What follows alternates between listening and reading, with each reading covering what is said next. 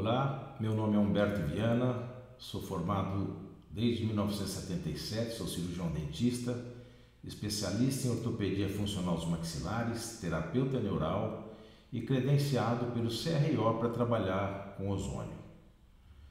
Eu gosto sempre de começar minhas palestras mostrando e lembrando a todos que a ortopedia funcional dos maxilares é uma especialidade e não uma técnica. Agora, dentro dessa especialidade existem várias técnicas. Eu gostaria de dedicar esta aula hoje à minha querida professora, querida amiga, doutora Vilma Alexandre Simões, criadora dos aparelhos SNs, uma pessoa ímpar, de caráter genuíno e coração bondoso, que colocou a nossa ortopedia brasileira como referência no mundo. Tem gente que vem ao mundo para brilhar. Você é uma dessas pessoas, cheia de qualidade, competente e dedicada no que faz. Muito obrigado, doutora Vilma Alexandre Simões. Eu sempre explico que a ortopedia funcional dos maxilares se baseia nesses três princípios: excitação neural, mudança de postura da mandíbula e mudança de postura terapêutica da mandíbula. Para você ter excitação neural, você tem que ter estímulo. Então, quando eu mudo a postura da mandíbula, eu vou ter estímulos. Só que essa mudança é dentro dos limites fisiológicos de cada paciente. Então, existe um limite para você fazer essas mudanças de postura, e existem vários tipos de mudança de postura terapêutica da mandíbula. Hoje eu vou falar então sobre um aparelho que chama-se SN2. Ele é composto por um arco vestibular de Binner, que é feito com fio 0,9, molas frontais de Binner, que é feita com fio 0,8. No lugar das molas frontais de Binner eu posso usar uma barra ondulada, que também é feita com fio 0,8. E o arco entrelaçado, que é feito com fio 0,9. Então, um corpo de resina, um expansor, pode ser uma mola de Cofan aqui se quiser também. E aqui essa parte do arco entrelaçado, onde se entrelaça aqui, nós chamamos de nó, tá bom? Então eu tenho várias indicações, eu coloquei algumas indicações aqui. Então, nas mordidas abertas esqueletais ou estruturais, onde você tem uma maxila trésica e uma mandíbula muito expandida, essa, na minha opinião, é a melhor indicação para o aparelho SN2. Mas você também pode usar numa mordida cruzada, numa tendência mesioclusal, numa biprotrusão, numa distoclusão, divisão 2, que a gente chama de deck bis. Quando você quer orientar a postura fronto-sagital da língua numa mordida cruzada, por exemplo, orientar e liberar a migração mesial dos dentes, quando você tem um espaço livre de Nance na troca dos molares descidos pelos pré-molares, é um aparelho fantástico também, tá bom? Então, o SN2, ele também pode ser com salto de um lado só ou dos dois, depende da necessidade do caso. Quando eu coloco o salto de um lado só, eu tenho que colocar um arco dorsal duplo do outro lado, do lado oposto, né? Para sustentar a minha MPT. Esse aparelho, ele é chamado de mantenedor lingual também. Ele é o mais bioelástico de todos e a língua é a sua principal via de ação. Então está aqui o SN2, molas frontais de Binner, arco vestibular de Binner, arco entrelaçado, um corpo de resina. Então esse é o aparelho. E no caso das mordidas abertas esqueletais, nós vamos trabalhar para fechar essas mordidas com as rédeas principais, né? Que são rédeas musculares, onde eu tenho, por exemplo, aí um pterigoideu lateral com os dois feixes, tá bom? Tenho aqui o estiloglosso, que é esse músculo aqui, que a origem dele aqui no processo estiloide e vai se inserir na língua. Então é um músculo que retrui a língua. Então, quando ele contrai, a língua vem para trás e vem para cima. Vocês podem ver aí o hioglosso também, né? Só não estamos vendo aí o geniogrosso nem o palatoglosso. Estamos vendo o estiloglosso e o hioglosso. O aparelho SN2 montado na boca. Então, isso nós chamamos de rédeas principais. Tá bom? Tem superior, médio e inferior. Então, é esse músculo aí, principalmente, que vai me ajudar a rodar essa mandíbula, atuando através da língua na mudança de postura terapêutica, para eu fechar essa mordida. E aqui o digástrico, o feixe anterior do digástrico, por exemplo, né, que contrai para poder abrir a boca. Então, o digástrico e o pterygoideu lateral, que está aqui em cima, olha, são músculos incansáveis porque eles participam de todos os movimentos mandibulares. Então, para você entender o que seriam as rédeas, né?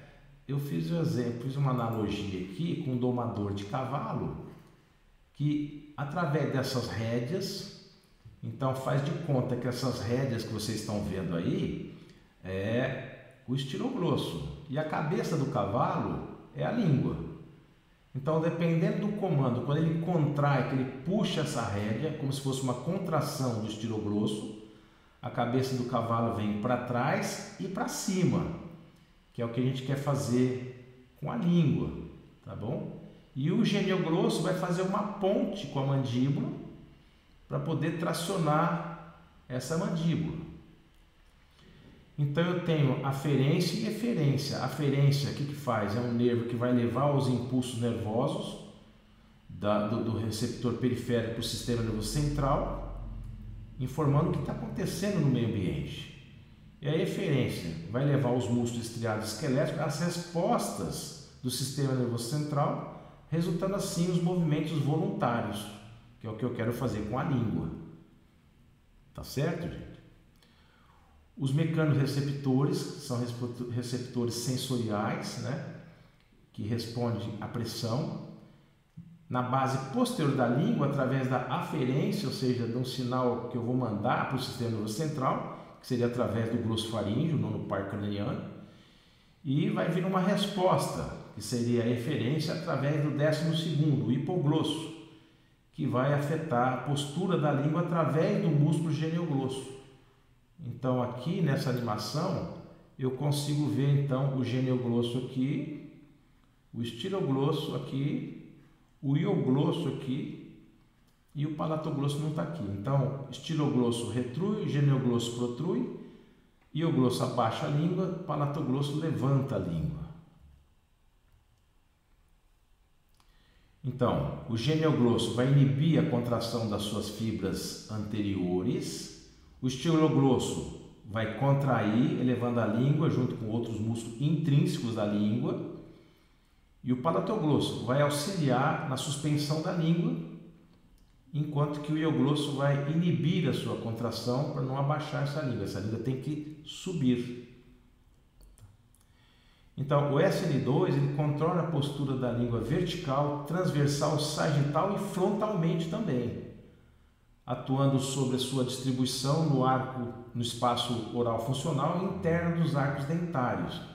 Então aqui uma vista do SN2, como que ele fica, ele forma assim uma gaiola para a língua, né? Para que a língua não tenha mais contato com os dentes posteriores da mandíbula, que foi ela que provocou a expansão dessa mandíbula. Lembra que na primeira indicação que eu falei que para mim é mais importante, é maxila trésica e mandíbula muito expandida. Então é assim que ele fica dentro da boca. Então, a abertura de boca se inicia com o relaxamento das fibras dos músculos elevadores, masseter, temporal, pterygoideu médio, e ao mesmo tempo com a contração do músculo pterygoideu lateral, iniciando o deslocamento dos côndilos para frente, seguida de uma ação forte de contração dos músculos supraioideus, principalmente do ventre anterior do digástrico. Então nós estamos aqui mais uma vez. Olha, esse aqui é o digástrico anterior. Lógico que não é só ele, né? O milho-oioíleo também ajuda nessa abertura, mas só para vocês terem uma ideia. Aqui o ocioide, aqui os músculos infraoideus e aqui o pterygoideu lateral com seus dois feixes, que são os músculos principais para abertura de boca. No lugar das molas frontais de Binder, pode ser usado também uma barra ondulada. Então aqui, por exemplo, nesse SN2, eu estou com as molas frontais de Binder na parte superior, porque a parte inferior sempre é o arco entrelaçado. Só que é muito importante que vocês saibam o seguinte: esse termo, que é um termo feminino, a estereognosia, né? Essa foto aqui eu tirei lá do Dr. Sérgio Tersaroli, um grande amigo meu. Eu convido vocês a ir lá na Ortopedicas, clicar lá tem muita coisa boa de ortopedia pra gente, tá bom? E aí eu acrescentei. Então a língua, além de ter suas membranas com as papilas gustativas, tem os corpúsculos de Krause também. O que isso faz? Ele é responsável por perceber as sensações táteis. Então, entre uma onda e outra, tem que haver uma distância mínima de 1,8 milímetros, igual vocês estão vendo aqui, olha. Porque senão a língua não vai reconhecer e não vai respeitar, ou vai respeitar pouco. Então, além de ser um órgão muscular, também é um órgão sensorial que percebe a conformação, a dimensão, a textura, a temperatura e o sabor dos alimentos. Então, nós não fazemos grade, que é uma onda pertinho da outra. Volto a dizer que a distância entre uma onda e outra tem que ser de no mínimo 1,8 milímetros para a língua reconhecer e obedecer, tá certo? Para crianças a gente usa uma distância às vezes de 1,9 a 2, para adultos de 2 a 2,2, pelo menos do jeito que eu faço, tá bom? E o que esse aparelho vai fazer, né? Estímulos suaves no dorso da língua induzem ao fechamento da boca. Então é um aparelho que fica solto na boca e a língua fica fazendo um trabalho de musculação para desprogramar a memória antiga e programar uma memória nova. E cada vez que esse aparelho dá um toque suave no palato, você tem um estímulo transversal, que é o que vai produzir esse crescimento e desenvolvimento da maxila. Então, os aparelhos ortopédicos funcionais são bimaxilares, soltos na boca e mudam a postura da mandíbula. É muito importante que vocês mostrem para o pai, quando coloca o aparelho, que ele fica solto na boca. Porque normalmente é a mãe que leva, e quando o pai olha o aparelho, ele fala para a mãe: ô, querida, olha, o aparelho está caindo da boca, liga lá para o doutor, deve ter alguma coisa errada. E não tem nada errado, o aparelho é assim mesmo. Então, os aparelhos ortopédicos funcionais, eles atuam pela presença e não por pressão ou força. Muita gente tem dificuldade de entender isso, porque acha que quando você roda a chavinha do parafuso, você está ativando. E nós não estamos ativando, nós estamos ajustando. Então você observa que o aparelho entrou juntinho do dente e depois de uma semana, 15 dias, já houve uma resposta, porque você travou o movimento fisiológico do dente. E aí você vai com a chavinha, dá 1/4 de volta, encosta o aparelho sem fazer pressão no dente e novamente você vai ter uma resposta que é o desenvolvimento transversal da maxila. Então é isso que o expansor faz no aparelho ortopédico funcional. Isso não é ativação, isso é ajuste. Ativação é quando você faz isso mais do que 1/4 de volta, e às vezes todos os dias ou uma vez por semana, aí é ativação. Aí quando você ativa, você inclina a coroa do dente para vestibular e a raiz do dente para lingual. O SN2 também atua na região dos caninos inferiores, com a finalidade de quadrar essa mandíbula, para que a gente possa desocluir em grupo, igual essas fotos que eu tirei do livro da doutora Vilma Simões. Então é muito importante para você conseguir, não é que todos os casos vocês vão terminar em grupo, em desoclusão em grupo. Alguns terminamos com proteção canino, mas sempre que possível terminamos em grupo porque a casuística comprova que sempre que você termina em grupo, os casos se tornam mais estáveis. Uma outra coisa que nós podemos usar também o aparelho SN2 é para permitir a mesialização dos dentes, para fechar o espaço livre de Mansi. Então, por exemplo, eu tenho um aparelho aí, eu estou perdendo aí um primeiro molar, um segundo molar descido, vai nascer aí os pré-molares, os dentes precisariam mesializar e essas espículas de resina do aparelho não permitem que isso aconteça. Olha aí. Então, nessa hora você substitui por um SN2 ou um SN1 com tubo nu. Aí, no caso, um SN2, ele fica afastado dos dentes, cerca de 1,5 mm a 2 de cada lado. E aí sim, eu vou poder ter a mesialização desses dentes, fechando o espaço livre do Nancy, se é isso que eu desejo.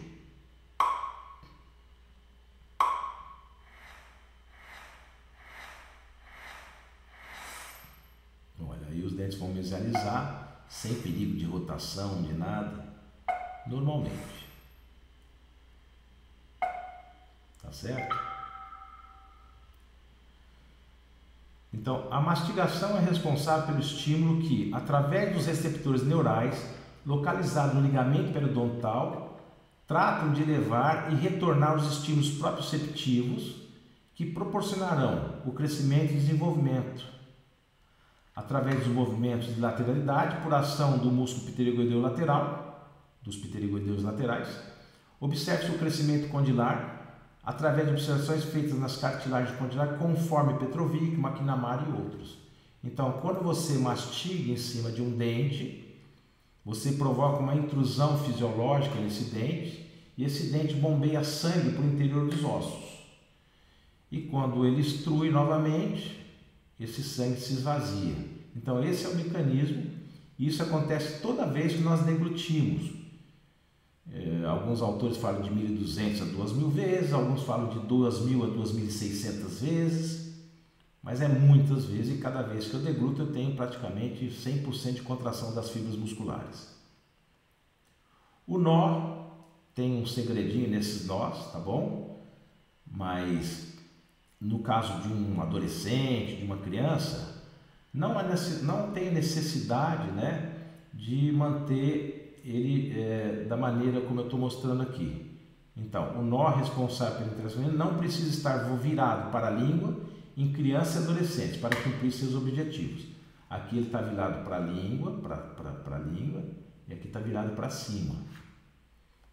Então, essa foto aqui é de uma animação do Dr. Sérgio Terçaroli, lá do Ortopedicas. Eu volto a indicar para vocês, vão lá no Ortopedicas, tem muita coisa boa, o nó ali, tá bom? Os arcos dorsais entrelaçados também podem ser duplos, tá bem? Essa aqui dá para ver. E você vê que nesse SN2 eu tenho aqui uma barra ondulada superior. Então, sempre que você tiver uma língua com rebordo muito alto, maior que 1 centímetro lá no fundo, coloque 2 arcos entrelaçados. Vai funcionar bem melhor. Então, nós temos vários tipos de nós. Então, o nó é onde o arco se entrelaça ali na frente. Olha, é aqui, ó. Tá vendo? Isso aqui nós chamamos de nó. A língua vai ser trabalhada através desse nó aqui também.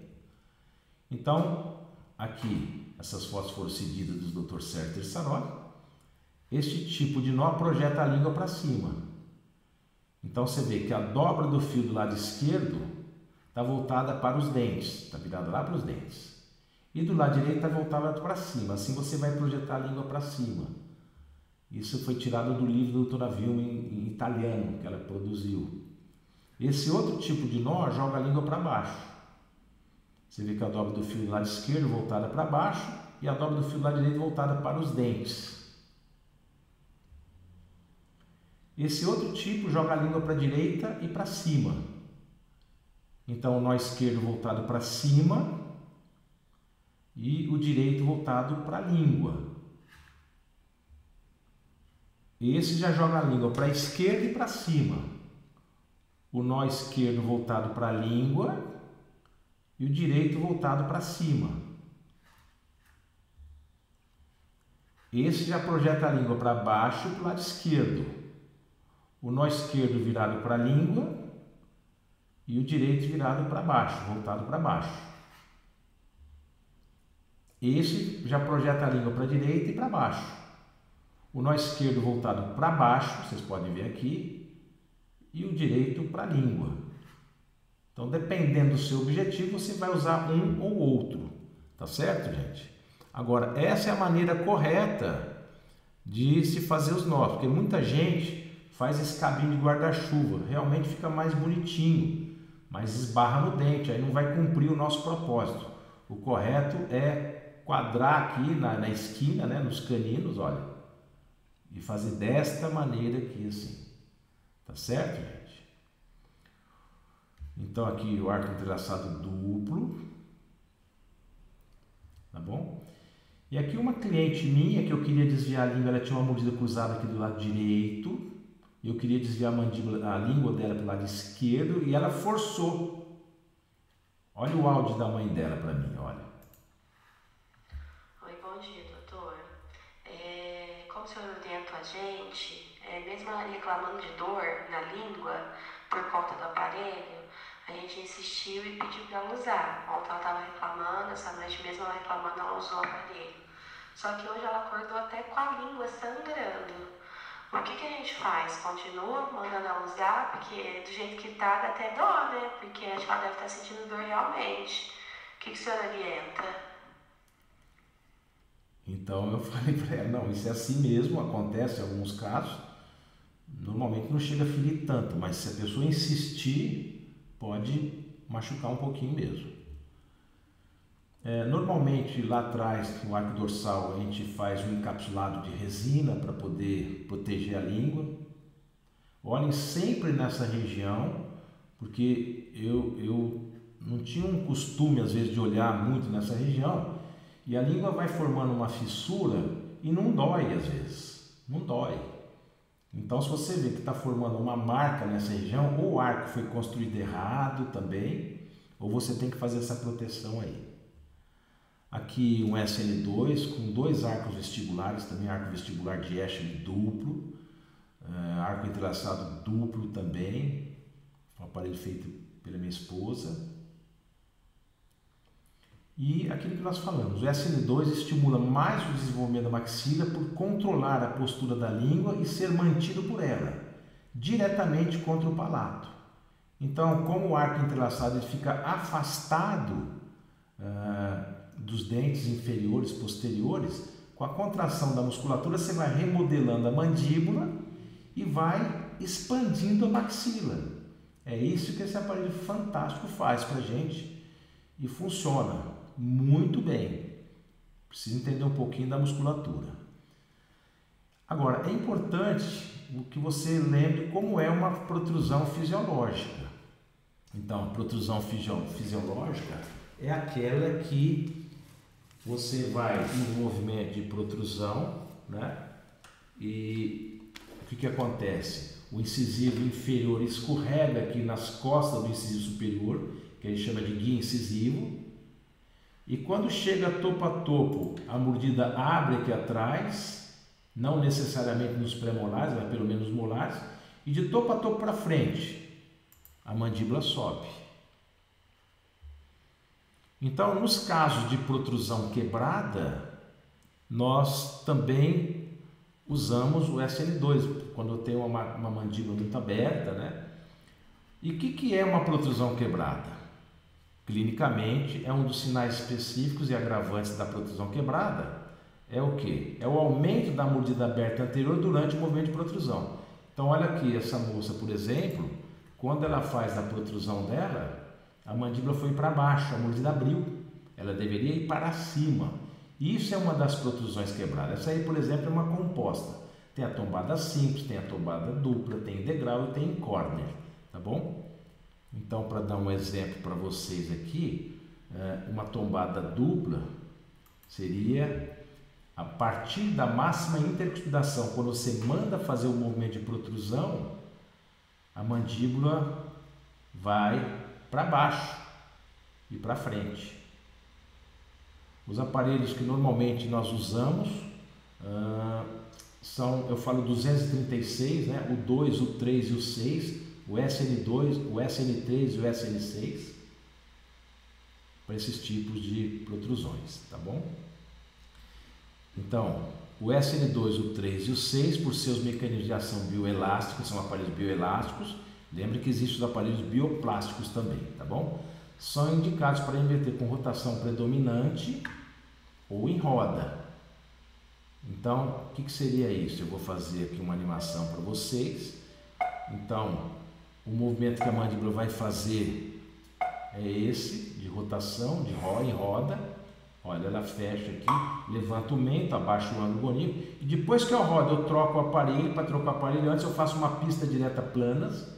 No caso aí para classe 2. Em cima e embaixo, né? Dos dois lados, do lado direito e esquerdo, para não recidivar esse movimento.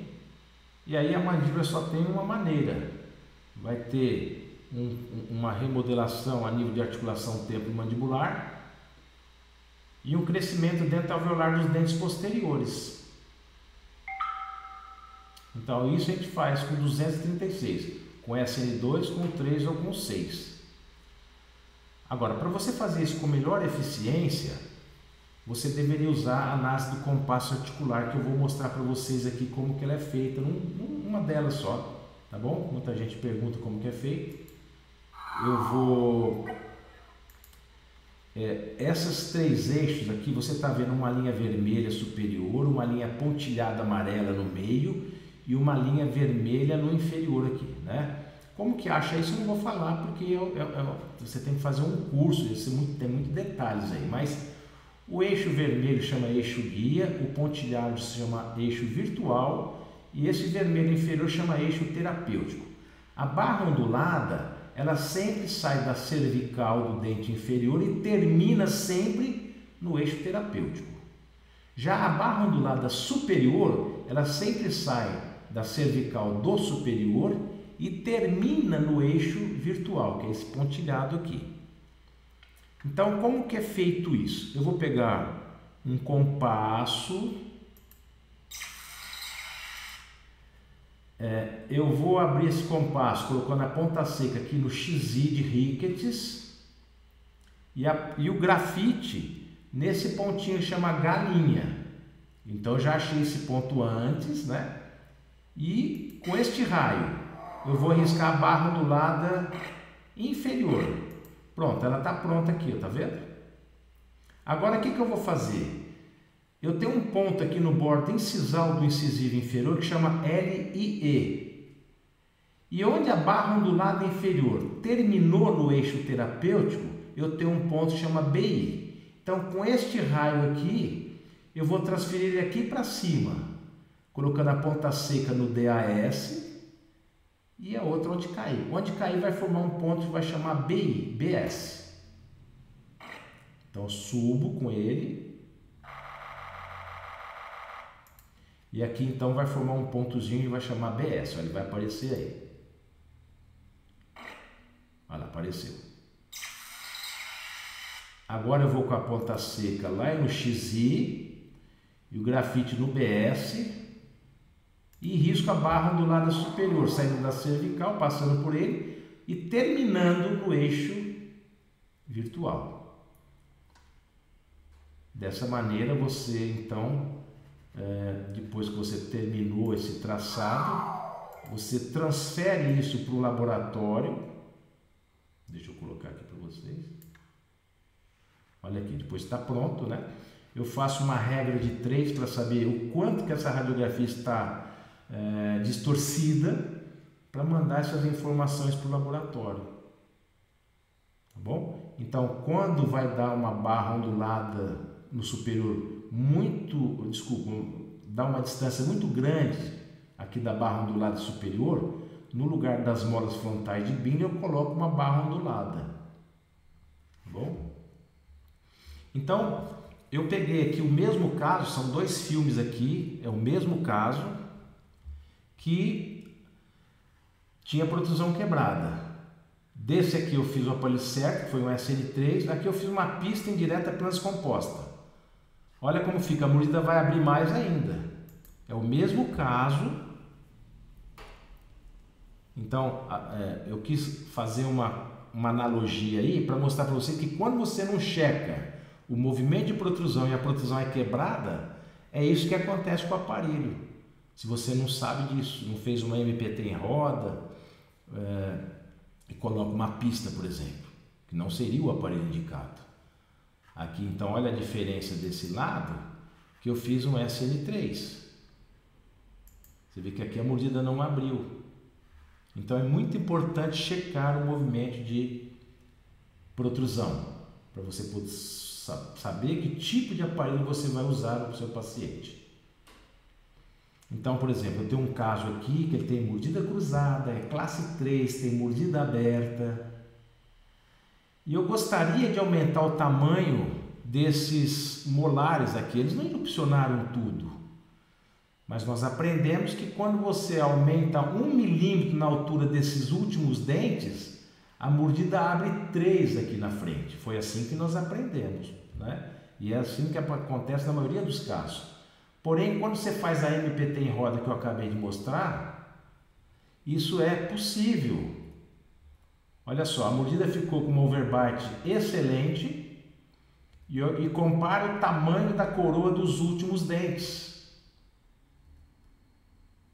Tá certo? Então isso só é possível fazendo uma MPT em roda. O outro detalhe é que não aumenta o AFAI da criança. Pelo contrário, às vezes até diminui o AFAI da criança, que é a altura inferior da face. Aqui um caso terminado, tá bom? Olha o tamanho dessa mandíbula, como ela era, olha como ela ficou. Aqui é um caso de um cliente que não terminou o tratamento comigo, mas o ortodontista me forneceu as imagens, por isso tem uma contenção rígida aqui, tá bom?